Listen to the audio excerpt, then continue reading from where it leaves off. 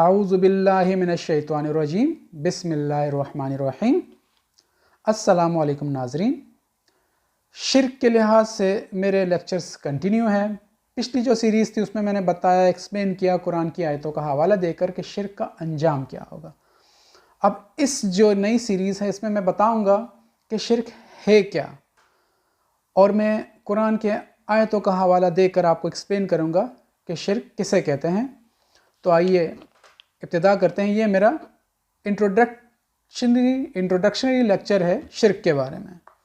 शिर्क का मादा या रूट वर्ड जो है वो है शीन रे काफ।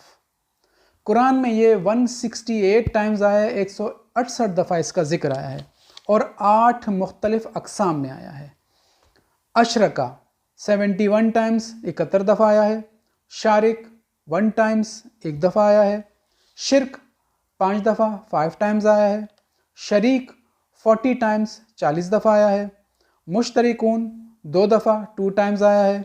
मुशरिक 44 टाइम्स 44 दफ़ा आया है। मुशरिकात 3 दफ़ा 3 टाइम्स आया है। मुशरिका 2 दफ़ा है 2 टाइम्स। इसके बुनियादी मायने जो हैं वो हैं मिक्स हो जाना, एक का दूसरे के साथ किसी काम में शरीक हो जाना। कुरान करीम में गैर खुदाई कुव्वतों को अल्लाह के बराबर समझना और जो इख्तियारात अल्लाह के पास हैं उनका हामिल दूसरों को समझना।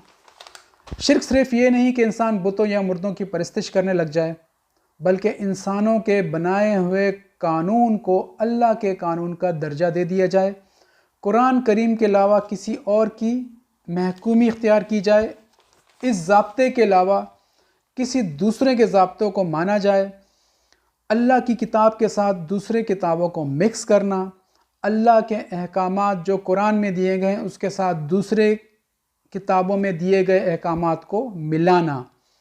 अब नाज़रीन, एक अल्लाह जो है वो आसमान में है, जो पूरी कायनात का मालिक है, जिसने हमें ज़िंदगी गुजारने का मुकम्मल ज़ाब्ता हयात कुरान की शक्ल में दे दिया है, और दूसरी तरफ ज़मीन में कुछ अल्लाह है ज़मीन पे जिन्होंने एक ऐसा दीन बनाया है जो कुरान में है ही नहीं।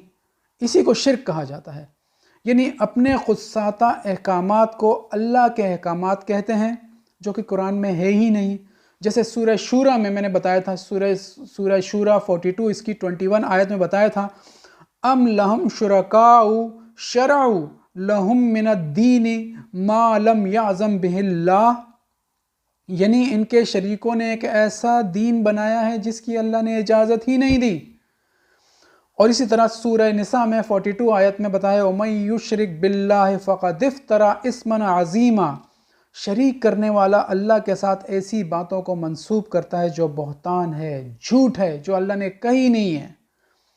इसी तरह सूरह निसा की ही 116 आयत में अल्लाह ने बताया, उमय युशरिक बिल्लाहि फ़क़द ضल्ला ضलालन बईदा, अल्लाह के साथ शिर्क करने वाला सीधे रास्ते से भटक कर दूर चला जाता है। सीधा रास्ता, सिराते मुस्तकीम, ये सीधा रास्ता कौन सा रास्ता है? ये कुरान का रास्ता है। जो कुरान में अल्लाह ताला ने अहकामात बताए हैं उस रास्ते पे चलना है, उसी को सीधा रास्ता कहा है कुरान पाक ने।